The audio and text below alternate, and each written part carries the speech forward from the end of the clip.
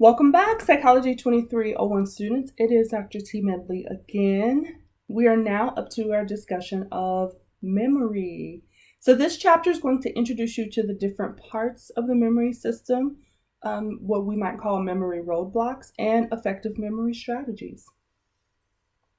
So let me ask you a quick question about something you've probably seen before, which is a penny. All of us have seen a penny before. So does the head on a penny face to the right or to the left? What's written to the left of the face on the penny? Do you know what's on that side? And what's written above the head on the penny? Where's the date written on a penny?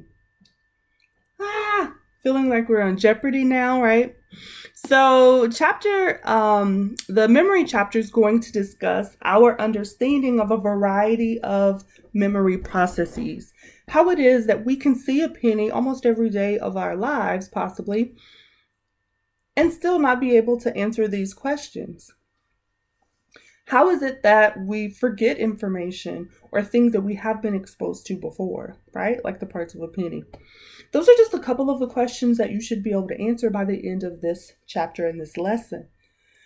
The chapter talks about the various systems of memory that we believe are possible or present. The information processing theory is a pretty widely accepted description of the parts of our memory system and how they work. Sensory memory, short-term memory, and long-term memory all work together like a well-oiled machine, according to this theory, to help us process and store incoming information for later use. And I say like a well-oiled machine, but there are definitely things that can get in the way of our memory at each of the different stages of the process. Each memory storage component is unique and serves a particular purpose in the process of remembering.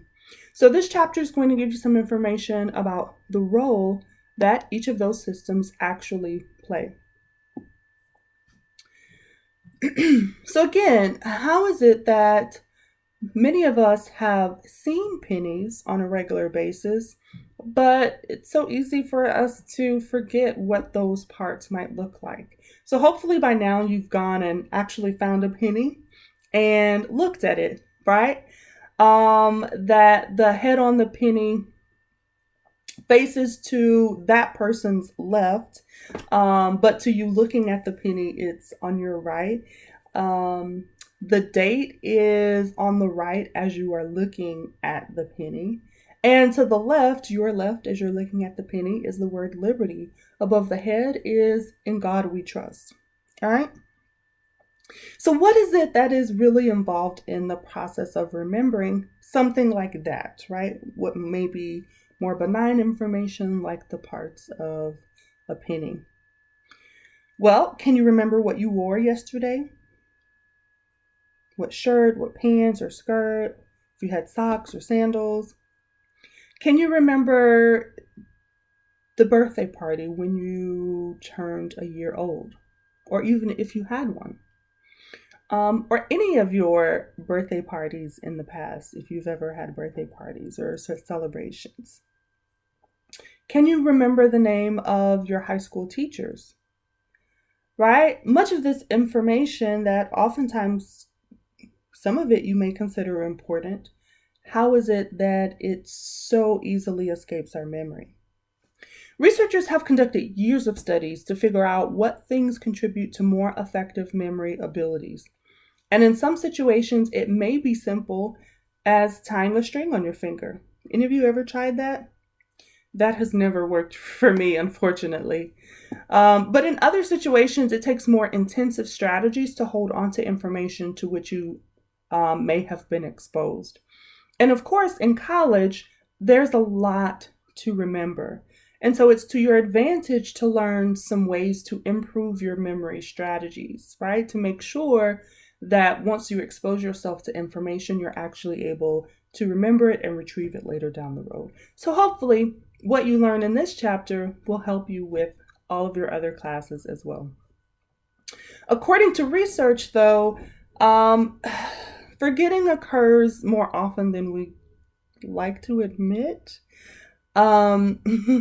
So by this time tomorrow, for example, you may have forgotten the information that you even read in this chapter or what you heard in this video.